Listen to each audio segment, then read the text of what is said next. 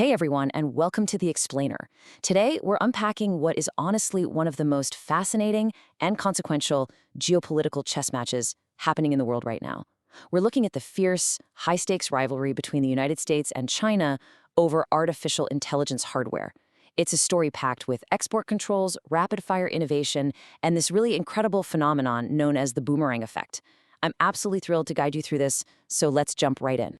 Okay, let's dive into this.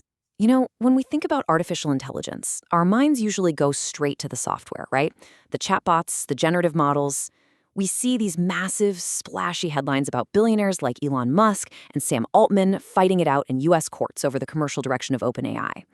But while all that legal drama is unfolding over commercial control, the true global battle is actually playing out over the physical hardware itself.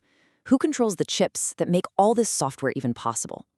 That is the question that's literally defining the future of global technology. So here is our roadmap for today's explainer. We'll start with the global AI battlefield, look at the H200 chip sanctions, then China's drive for independence, innovating under strict constraints, and finally, breaking the Nvidia monopoly. All right, Section 1, the global AI battlefield, focusing on the physical infrastructure of intelligence. To really get this, we need to shift our focus away from those software lawsuits in California and over to the semiconductor supply chains in Beijing. It's almost like a split screen of the tech world right now. On one side, you have the Oakland courtroom drama, figures like Musk trying to unwind the commercial structure of OpenAI, putting all the focus on control and safety. But then, thousands of miles away at a summit in Beijing, you have US President Donald Trump, Chinese President Xi Jinping, and Nvidia CEO Jensen Huang. And their focus? It isn't on a charity or some new software interface. It is entirely on chip access. The physical chips are the ultimate control mechanism here. Because let's face it, without the hardware, the software simply cannot exist. Let's move to and see how this builds in Section 2. The H200 chip sanctions and an escalating export restrictions. We really need to understand Washington's core strategy here. To grasp where we are today, we kind of have to look back at the timeline. Washington has largely operated under this premise that it could slow down or even entirely cripple China's AI development simply by gatekeeping the most advanced chips. This strategy really kicked into high gear back in 2018. In the years following that, we watched giants like Huawei, which was once a massively competitive global AI infrastructure company, have its access to advanced manufacturing totally severed by US sanctions. Fast forward to January 2024, and the US shifts gears just a little bit, approving limited sales of Nvidia's highly coveted H200 chips to just 10 specific Chinese firms. Which brings us to Section 3, China's drive for independence, or what we're calling the boomerang effect.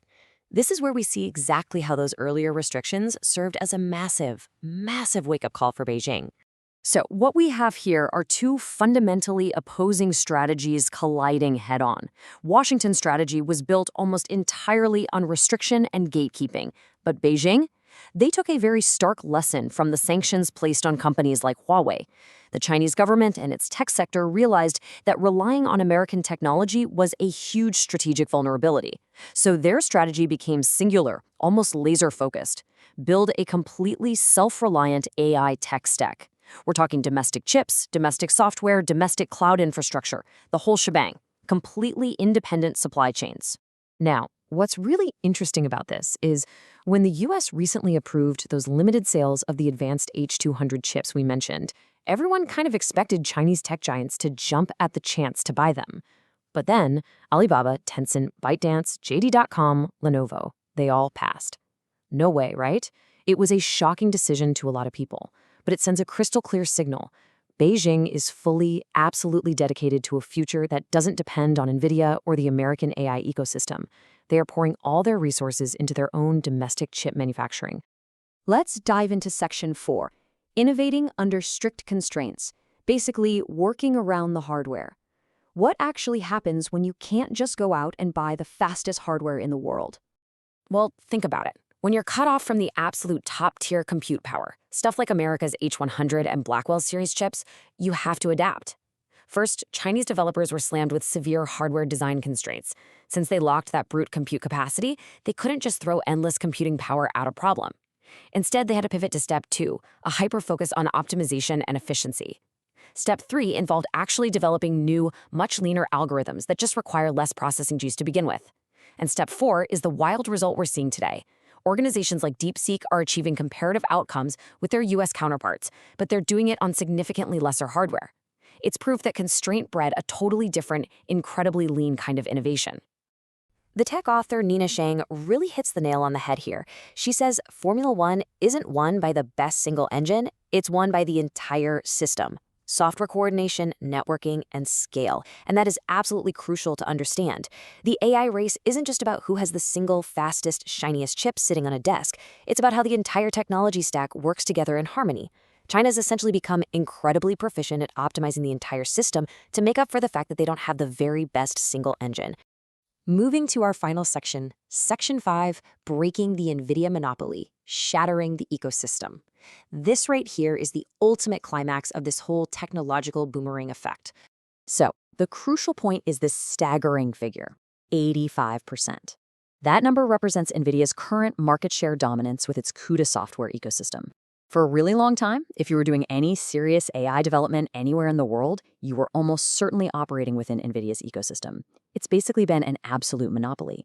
But, you guessed it, that iron grip is suddenly facing a very, very real threat. And this is exactly why. DeepSeek V4, which is a highly capable AI model, is already running on Huawei's Ascend platform. All of this leaves us staring down a totally fascinating geopolitical dilemma. On one side of the equation, you have Nvidia's CEO, Jensen Huang. Obviously, as a business, Nvidia would love to just sell its hardware freely and globally to maximize revenue. But they are tied up by government policy. On the other side, you have the US government, and they are caught in a seriously difficult position. They want America to maintain total economic dominance and sell these high-tech products, right? But they also want to prevent Chinese technological advancement. And by trying to force that through sanctions, they risk losing their economic dominance by essentially forcing the creation of a completely parallel, fully independent AI industry in China. Which leaves us with this final, really profound question to think about today. Did America's chip restrictions ultimately hand China the keys to total AI independence?